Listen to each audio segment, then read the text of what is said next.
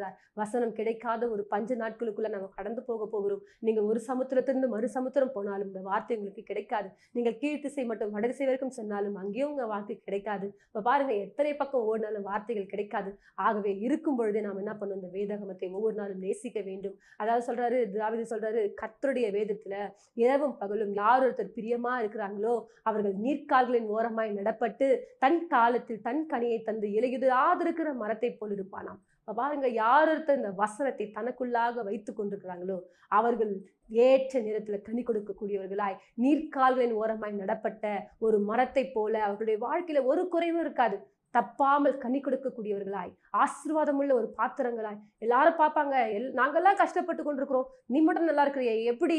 தேவனுடைய வசனம் உனக்குள்ளாக இருந்தா நீ இரவும் பகலும் ஒண்ணும் இல்லைங்க, இரவும் பகலும் வேதத்தை தியானிச்சு பாருங்க, இரவும் பகலும் வேதத்தை வாசித்து பாருங்க. அது உங்களை உயர்த்தும். அது